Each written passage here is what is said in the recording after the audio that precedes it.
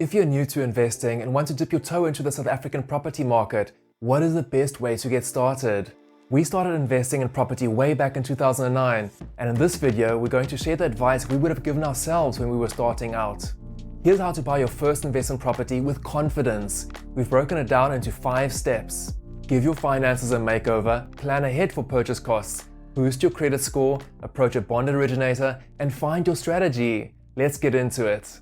So the first step is the finance makeover, taking a critical look at your finances through the lens of a bank and seeing where we can improve. If you take a close look at your bank statements, would you loan money to this person based off what you see? For example, in the past few months, have you had any bounce debit orders? How much money do you typically have left over at the end of the month? Are you using credit responsibly? And how many different credit providers do you owe money to? This is a really good exercise to do. And it's important to begin with this step because it takes time to get your finances in order, especially if there are a few issues to address. Now, if you are full-time employed, the bank will usually ask you to send them your latest 3 months bank statements. And if you're self-employed, the bank will typically ask for 6 months bank statements and perhaps the financial statements of your business too.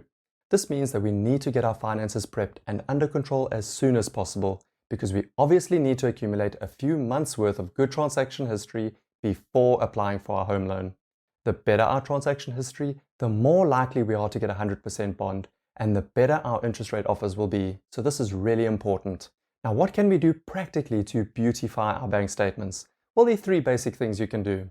The first is to simplify your spending. Cut out as many unnecessary expenses and transactions as you can, and cancel any unused debit orders. The second is to pay off any small short-term debt if you can. The less creditors you have, the better.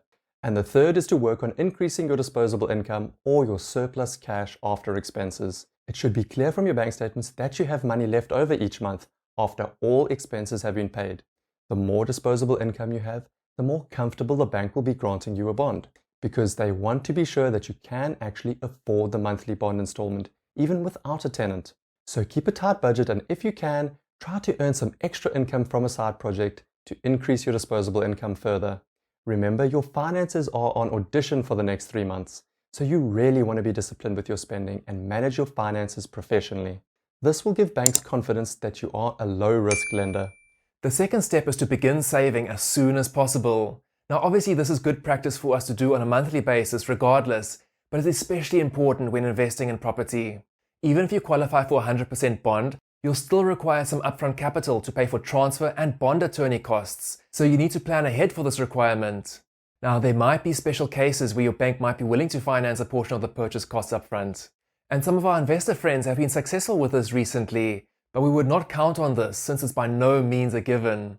You could also consider financing purchase costs with short-term debt like an overdraft facility, but again, we would not recommend doing this generally speaking. We never advocate using short-term debt. It adds a lot of pressure on your budget and it's expensive. So rather save the capital you need if at all possible. And on that topic, if you need help choosing the best savings account in South Africa, check out this video. The third step is to prepare your credit score. A good credit score is essential for getting the best possible offer from the bank, both in terms of qualifying for a 100% bond and getting an excellent interest rate. So what you want to do is head over to one of the credit bureaus like Experian or TransUnion and run a credit check on yourself. The nice thing is that South African legislation entitles each South African to a free credit report from every credit bureau once per year. So the report will cost you nothing. Personally, we like to use a company called Credit Score for our credit reports. They're still free and they have a really nice user experience.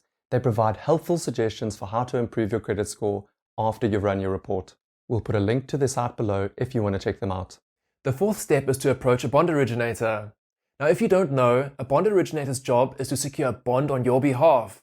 They act as the middleman between you and the banks, helping you to complete a single set of paperwork and then submitting your loan application to all the banks for you. They're paid by the bank when you qualify, so their service to you is completely free.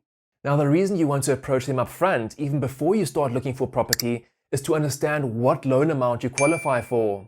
A good rule of thumb is that your salary needs to be around 3 times the monthly premium of the bond. So if your bond is 6,000 Rand per month, you'll need to earn around 18,000 Rand before tax to qualify.